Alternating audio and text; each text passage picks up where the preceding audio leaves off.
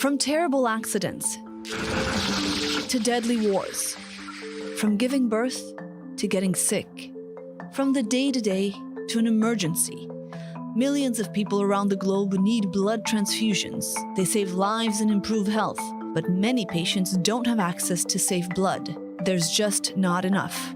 Almost half of the 120 million units of blood that are donated globally every year goes to people in high-income countries, which means there's an annual 102 million unit blood shortage in low and middle-income countries. Those are known as blood deserts, every single country in sub-Saharan Africa and South Asia.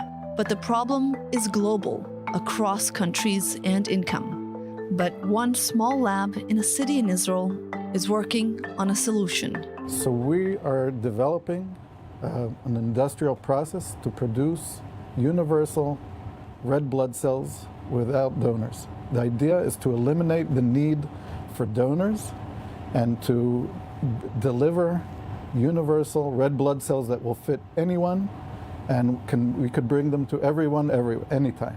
Blood transfusions are used every day. They're one of the pillars of medical treatment. But not only is it dependent on people deciding to donate their blood, the process from taking the blood, preparing and storing it, and then getting it to a patient is limited and time-consuming.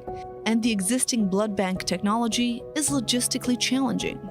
Even in a country like Israel that is so well prepared, there are sometimes shortages of blood.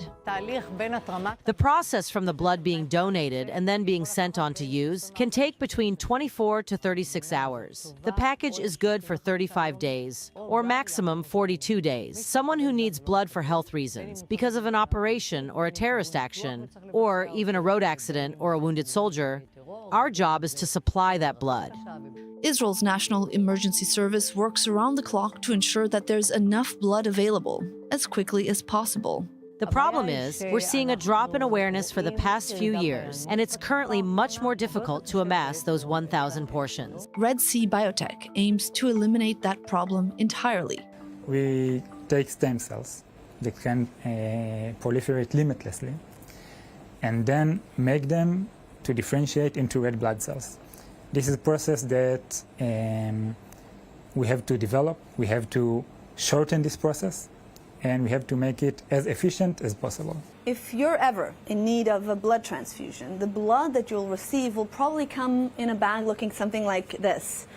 This specific bag, though, is produced right here in Israel, and the contents are going to be red blood cells entirely produced in a lab right here, and that are going to be transferable to any human at any age, anywhere in the world.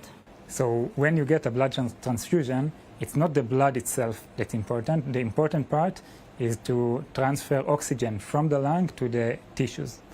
So what the red blood cells do in the blood is exactly this.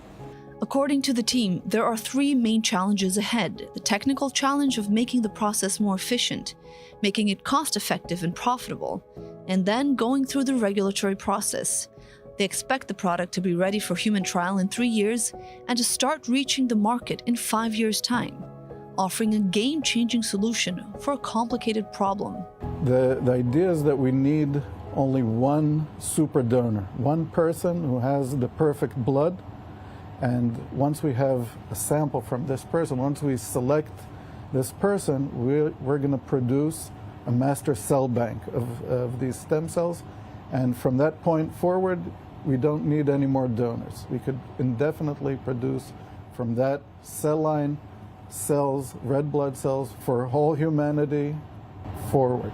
He explains that unlike the blood used from donors today, the blood cells produced in the lab will not depend on any one person. It will have no risk of carrying infectious agents and will have no components left over from donors, which can cause dangerous reactions. So the blood itself will be very clean and safe, but more important, we're going to have one type that fits everybody by establishing production sites all over the world, also in low-income regions. We'll be able to save millions of lives, literally.